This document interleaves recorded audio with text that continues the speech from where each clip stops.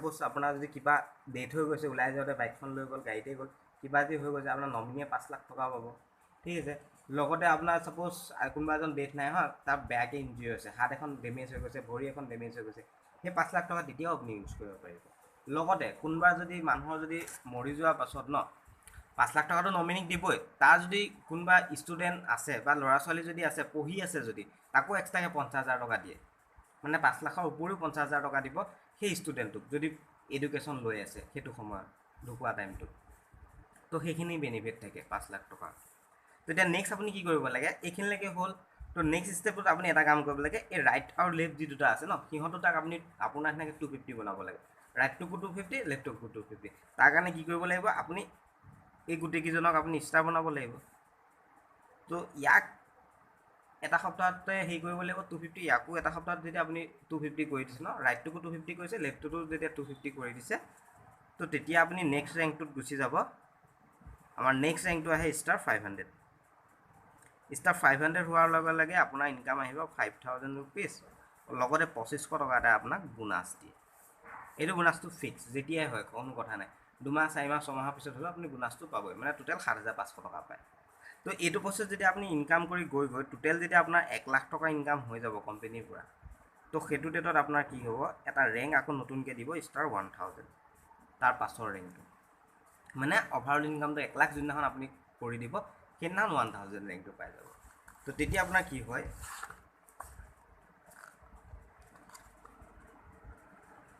এটা trip start কৰে আমাৰ তেতিয়াৰ পৰা। ফাৰ্ষ্ট ট্ৰিপটো আপোনাৰ বেংগলোৰ তাজ ভিভান্তা হোটেলত আছে, 3 days 2 night এটা ট্ৰিপছ আছে। আপুনি আপোনাৰ লগত নমিনীকো লৈ যাব পাৰিব, মানে দুজন হ'ল ট্ৰিপটো ফ্ৰী। এটাই খৰচ ইয়াৰ পৰা গুৱাহাটী এয়াৰপৰ্টলৈ যাবলৈ, বাকী হ'ল ট্ৰিপ ফ্ৰী, আপুনি আপোনাৰ নমিনীৰ লগত। তো এইখিনিলৈকে হ'ল। নেক্সট আমাৰ যিটো ৰেংক আছে, নেক্সট ৰেংকটোৰ পৰা নেক্সট ৰেংকটো আমাৰ ৰুবিৰ পৰা কি হয়, আপোনাৰ দুটা হেণ্ডৰ পৰা ইনকাম আহিব লয়। কেতিয়াবা কি হ'ব, আপুনি এই ৰেংকটো যে পাইছে, সেই ৰেংকটো মেইনটেনেঞ্চ কৰাৰ কাৰণে এভৰি উইক 5,000 ৰুপিজকৈ আপুনি পাব। মানে আপুনি মাহত কিমান পাই আছে, 20,000 হয়। তো যিটো নেটৱৰ্কৰ ইনকাম সেইটো আকৌ এক্সট্ৰা। 8ৰ পৰা ওপৰত চবেই ইনকাম কৰিছে, 8কৈ হ'লে 32, 10কৈ হ'লে 40।